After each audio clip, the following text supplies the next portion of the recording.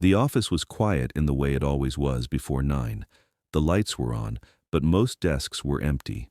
Cleaning crews had already passed through, leaving behind the faint smell of disinfectant and burnt coffee. I set my briefcase down beside my chair, straightened a stack of papers that didn't need straightening, and opened my notebook to the next blank page. I've kept the same notebook for years. Black cover, narrow lines, no dates unless I add them myself. It isn't a diary. It's closer to a record. When things matter, I write them down. When they don't, I let them pass. That morning felt like it wouldn't need writing. I'm James, I'm 38, and I work in operations management for a mid-sized logistics firm. It's not glamorous. It's not meant to be. My job is to make sure things don't break, and if they do, that they break quietly and get fixed without drama. I've been told more than once that I have a calming effect on meetings. I take that as a compliment. At 8:42, my email chimed. A routine notification, an internal calendar reminder for a vendor call later that afternoon. I closed it without reading the details. Nothing urgent ever came before 9. I poured myself coffee and sat down. That was the rhythm of my days. Predictable, controlled, useful. At home, things were quieter still. My wife Sarah worked long hospital shifts, and our son Tyler, 8 years old, endlessly curious, was already obsessed with baseball in a way that made the rest of the world fade into background noise. Evenings were spent in the backyard, a net, a bucket of balls, and the steady thump of repetition. That spring, Tyler's team made it further than anyone expected. It wasn't dramatic. No headlines, just a small regional league where people showed up on folding chairs and clapped politely. But the final game mattered to him. He pitched well, better than well. When it ended, he didn't celebrate. He just looked toward the stands, scanning faces. Later, on the drive home, he asked if we could do something nice. Not extravagant, just something that marked the moment. I said yes without thinking. The planning happened the way most things in my life happened, methodically. I booked a park pavilion, I ordered a cake, I emailed the invitations, one message, clear subject line, date, time, purpose. I sent it to my family group chat. Then I went back to work. By noon, the message had been read. All of them. My parents, my brother, my sister, an uncle or two. The system showed it clearly. No replies, no acknowledgments. That wasn't unusual. In my family, silence didn't mean no. It meant, we'll see, or not important enough to respond to yet. I'd learned not to read too much into it. I didn't write anything in the notebook that day. The week moved on. Meetings, emails, a contract review that required 3 revisions and a polite disagreement over a clause no one else seemed to care about. I cared. I always did. It was my job to notice what others skipped. Midweek, I sent a short follow-up. One line. Friendly. Non-intrusive. It was read. Again, nothing. At home, Sarah noticed. She always did. She didn't comment. She never pushed. She just watched. The way someone watches a process they've seen fail before. Saturday came. The pavilion filled with people who mattered. Tyler's teammates, their parents, a coach who stayed longer than he needed to. It was good, not loud, not empty, just incomplete. Tyler stopped checking the parking lot after the cake. I made a note that night, just one sentence. Absence speaks more clearly than words. I didn't show it to anyone. The following week was uneventful until Friday afternoon. I was at my desk, finishing a budget reconciliation, when my phone vibrated. A payment request notification. Venmo, from my father. The amount was specific, too specific, $2,300. The note was shorter than the number. My brother's kid's birthday dinner, don't be difficult. I didn't respond right away. I leaned back in my chair and looked around the office. Through the glass wall, I could see 2 junior managers arguing quietly over a scheduling issue. Neither noticed me. That was fine. I preferred it that way. In my notebook, I wrote the amount down, not because I needed to remember it, but because writing it made it real. This wasn't an emergency. No one was sick. No car had broken down. No deadline was looming. It was a request, an assumption, a continuation. I approved $1. In the note field, I wrote 6 words: neutral, complete. Celebrate without me. Then I closed the app. That evening I didn't raise my voice. I didn't announce anything. I simply began removing myself from systems I no longer needed to be part of. Automatic payments, shared plans, accounts that existed because it was easier for everyone if I handled them. It took time. Processes always do. At home, Tyler did his homework at the kitchen table. Sarah cooked dinner. The world did not end. By midnight, the quiet had shifted, not externally, internally. I slept well. On Monday morning, the notebook was waiting where I'd left it. I turned to the next page and wrote a single word: boundaries. I didn't know yet how long it would take for anyone else to notice, but I knew, with certainty, that something had already changed. Monday settled back into routine as if nothing had happened. That's what surprised me most, not the silence, but how quickly my own life adjusted to it. I arrived early, answered emails, joined a standing meeting at 10 where we discussed quarterly targets and a delayed shipment out of Ohio. No one raised their voice. No one mentioned family. Systems worked the way they always had. Late morning, my phone began to vibrate more often. Unknown numbers, missed calls, no voicemails at first. I didn't react. In operations, reacting too quickly is how mistakes happen. You gather information. You let patterns emerge. You don't assume urgency unless it's proven. At lunch, I walked 2 blocks to a small cafe I'd been going to for years. Same seat near the window, same soup, same quiet clatter of plates. I brought the notebook with me, though I didn't open it. Just having it nearby felt grounding. When I returned, there were 3 emails flagged as urgent by reception. My father had called the main office line twice. I forwarded the emails to a folder labeled non-operational and went back to work. That evening, Sarah showed me our shared account on her laptop. She didn't accuse. She didn't dramatize. She just turned the screen toward me and let the numbers speak. Recurring transfers, bills I hadn't thought about in months because I hadn't needed to. They ran quietly in the background, like infrastructure, insurance, phone plans, partial loan payments. "Did you mean to stop these?" she asked. "Yes," I said. That was the whole conversation. We didn't celebrate. We didn't argue. We updated passwords, reviewed permissions, and made sure nothing else was exposed. Sarah works in healthcare. She understands systems. She knows that clarity is safer than kindness when boundaries are overdue. By Wednesday, the calls escalated. Friends of friends, extended family, people I hadn't spoken to in years, suddenly checking in. I declined them all. No explanations, no counter-arguments. Silence is effective when it's consistent. Thursday afternoon, my Uncle Joe appeared in the parking lot outside our house. I watched from the kitchen window as he sat in his car for a full minute before getting out. He knocked once, not aggressively, just enough to be noticed. I opened the door but didn't invite him in. He spoke first. "Your dad's insurance got canceled," he said. "He's scrambling." "I know. You could have given some warning." "I did. Years ago." He frowned, confused by the answer. He'd expected negotiation, emotion, something to push against. "This is family, James." "So is my son." Joe sighed. "You're taking this too far." I didn't reply. After a moment, he nodded to himself, as if confirming a conclusion he'd already reached, and left. That night, I wrote again. Not feelings, just facts, dates, amounts, length of time. It wasn't anger driving the pen. It was order. By Friday, the first real consequence arrived, not emotionally, but procedurally. An email confirmation from my bank. My name had been formally removed from my brother's business loan. Clean. Final. No drama. I forwarded it to Sarah. She replied with a single word. Good. The weekend passed quietly.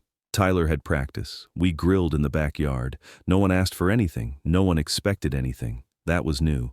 On Sunday evening, as I closed the notebook, I realized something else had changed. I wasn't bracing anymore. No background tension. No low-grade anticipation of the next request. Just space. I knew it wouldn't last. Systems resist change. People do too. But for the moment, the quiet held. And I let it. The third week, is when systems usually push back. Not immediately, not dramatically. At first, they test the edges, they probe for weakness, they assume the change is temporary. Monday morning, reception called again. "James, your brother is here." I didn't look up from my screen. "Tell him I'm unavailable." "He says he'll wait." "Tell him I'll be unavailable all day." There was a pause, then, "Okay." I closed the document I'd been reviewing and opened the notebook instead. I didn't write, I just let it sit open on the desk, a quiet reminder that I didn't need to rush. 10 minutes later, my phone rang. Unknown number. I answered. "You can't do this," Nathan said. No greeting, no preamble.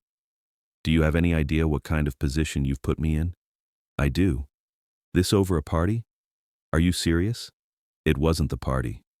He laughed, sharp and dismissive. "You're being dramatic." I waited. That unsettled him more than any argument would have. "I had creditors call this morning," he continued. "Penalties, late fees. You've messed with my cash flow." "That was never my responsibility." "You agreed to help." "I helped, for years."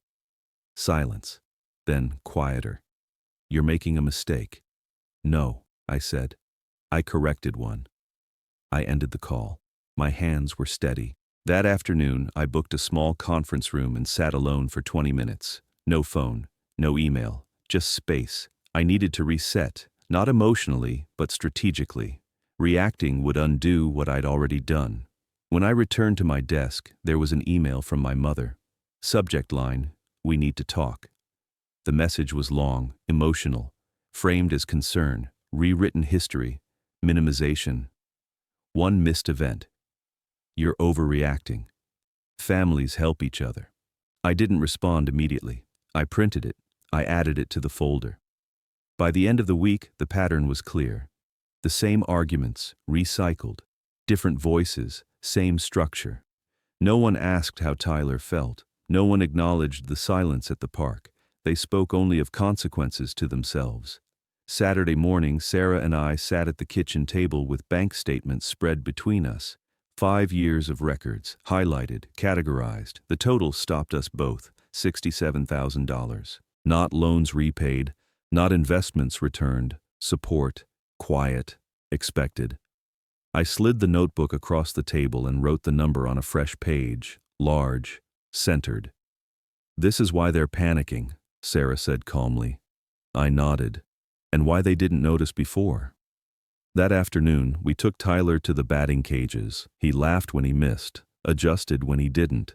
Children are good at correcting form without assigning blame. That night, I slept without interruption. Sunday ended the calm. At 6:12 a.m., a knock hit the front door. Hard, repeated. I looked through the peephole. My father, Nathan, Joe. I didn't open it right away. When I did, I stayed where I was. My father held a stack of papers, notices, alerts, statements. "You need to fix this," he said. I scanned them briefly. Overdue payments, policy cancellations. "These aren't mine." "You caused this." "No," I said. "You relied on it." Nathan stepped forward. "You're tearing this family apart." I looked at him, really looked. "Did you go to Tyler's celebration?" He hesitated. I waited. "No," he said finally. "That's the difference," I replied. "You missed something that mattered, and you didn't think it would cost you anything." Joe shifted uncomfortably. "We can work this out." "Only if working it out means going back to the way it was," I said. "And it doesn't." My father's voice dropped. "If you don't turn those payments back on, we'll lose everything." I nodded once, then lose it. The words landed heavier than I expected. They left without saying goodbye. I closed the door, locked it, and stood there longer than necessary, listening to the quiet return. In the notebook, I wrote, "Change is loud only at the beginning." The aftermath didn't arrive all at once. It filtered in through channels that were never meant for resolution. Secondhand comments, brief mentions, a tone shift when familiar names came up in conversation. That's how most professional consequences unfold too. Rarely explosive, mostly cumulative. At work, nothing changed. And that was important. My performance reviews stayed consistent. Projects moved forward. I showed up, left on time, and kept my voice even in meetings. The absence of personal distraction made me sharper, more present. A colleague remarked that I seemed lighter. I thanked him and changed the subject. One afternoon, I scheduled a meeting with HR, not because there was a problem, but because clarity is preventative. I explained briefly and without detail that there might be attempts to contact me through the company regarding a private family matter. I asked that any such attempts be declined. The HR manager nodded. She didn't ask questions. Professionals recognize boundaries when they're stated cleanly. At home, the silence stretched into weeks. Then a letter arrived, handwritten, no return address. I opened it carefully, the way you open something that might change the shape of your day. My mother's handwriting was familiar, controlled, slanted slightly to the right. She apologized, not perfectly, not completely, but genuinely enough to register. She acknowledged missing Tyler's celebration. She admitted that they'd taken me for granted. She didn't ask for money. She didn't demand reconciliation. She wrote, "I see it now." I folded the letter and placed it in the notebook, not as forgiveness, as record. That night, Sarah and I talked quietly after Tyler went to bed. No conclusions, no decisions, just acknowledgement that an apology, even a late one, doesn't obligate a response. Boundaries aren't punishments. They're structures. Weeks passed. The calls stopped. The indirect messages dried up. Life filled the space they left behind. We redirected the money, a college fund, extra mortgage payments, a weekend away that didn't involve guilt or negotiation. Tyler asked once if we were rich now. I smiled. We're stable. He seemed satisfied. One evening, sitting on the back porch, I opened the notebook for the last time in months. I flipped through the pages, dates, numbers, short sentences that marked turning points. I didn't add anything. Some things don't need conclusions written down. They resolve themselves through consistency. In operations, we talk about system failure as something dramatic, but most failures happen quietly through neglect, assumptions, deferred maintenance. Families aren't different. I closed the notebook and set it on the shelf, not as evidence, as closure. Time did what confrontation never could. It clarified. By late autumn, the situation had settled into something recognizable. Not peace, not reconciliation, just definition. Everyone knew where things stood, even if no one said it aloud. At work, I was asked to take over a new internal review process. Quiet responsibility. Long timelines. The kind of assignment you give to someone you trust, not to make noise. I accepted without comment and scheduled the first meeting for the following week. During that meeting, I noticed something familiar. A junior manager kept over-explaining himself, filling silence with justification. The room didn't need it. The numbers were clear. The issue was structural, not personal. I let him finish. Then I summarized the problem in 2 sentences and proposed a correction that required no blame and no raised voices. The room relaxed. Afterward, the director pulled me aside and said, "You have a way of letting consequences speak for you." I nodded. I didn't tell him it was something I'd learned recently. At home, Sarah and I fell into a rhythm that felt earned. Mornings were unhurried. Evenings were simple. Tyler moved through his routines without hesitation. School, practice, homework, sleep. He didn't ask about my parents anymore. Not because he didn't care, because children adjust faster than adults when the environment stabilizes. One night, while sorting old files for tax season, I came across the folder again. The spreadsheet, the screenshots, the printed emails, 30 pages of proof. I sat with it longer than I expected, not out of anger, out of curiosity. I realized I didn't feel the need to justify myself anymore. Not to them, not to anyone. The documentation had served its purpose. It had anchored me when doubt tried to creep in. It had kept the narrative from being rewritten. Now it was just paper. I didn't destroy it. I labeled it, dated it, and archived it. Professionals don't erase history. They file it correctly and move on. Around the holidays, a mutual acquaintance mentioned my family in passing. Financial strain, adjustments, downsizing. I listened without reaction. I wasn't rooting for their failure. I was simply no longer cushioning it. That distinction mattered. On a quiet December evening, Tyler sat beside me on the couch, flipping through a baseball magazine. He pointed to a player mid-pitch and said, "Dad, he looks calm." "He is," I replied. "That's why he's good." Tyler nodded, as if filing that away. I wondered briefly what lessons he was absorbing from all of this. Not the conflict, but the response to it. Later that night, after everyone was asleep, I took the notebook down from the shelf. I added one final entry. Stability isn't the absence of conflict, it's the presence of structure. I closed it. That was enough. The following spring arrived without announcement. No milestones, no confrontations, just a gradual return of light in the mornings and longer evenings where the house stayed warm without effort. Tyler's team made the playoffs again. No banners, no speeches, just another season where he showed up, practiced, learned. After the final game, he didn't ask for a party. He asked if we could get ice cream on the way home. We did. Sitting in the car, windows down, he talked about a pitch he'd been struggling with. I listened. That was enough. At work, the internal review I'd been asked to lead concluded on schedule. The recommendations were adopted with minimal resistance. Processes improved. No one applauded. No one needed to. That's how real authority settles in, not with recognition, but with reliance.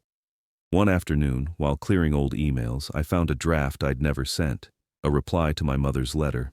It wasn't harsh, it wasn't forgiving either, it was measured, thoughtful. I deleted it.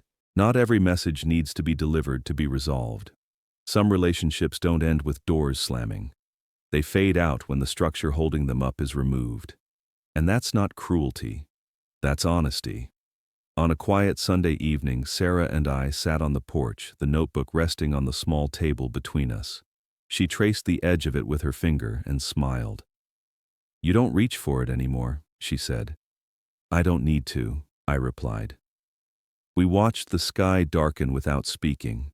I thought about the years I'd spent mistaking obligation for connection, about how easily consistency can be confused with loyalty, about how systems, familial or professional, persist as long as someone absorbs the cost. The moment that person stops, everything recalibrates. I don't know if my family ever fully understood what changed. I do know this. The day I sent $1 instead of 2,300, I didn't punish anyone. I simply stepped out of a role I'd never formally accepted, and the system adjusted, quietly, irreversibly. I closed the notebook and put it back on the shelf. It will stay there, not as a warning, as a reminder.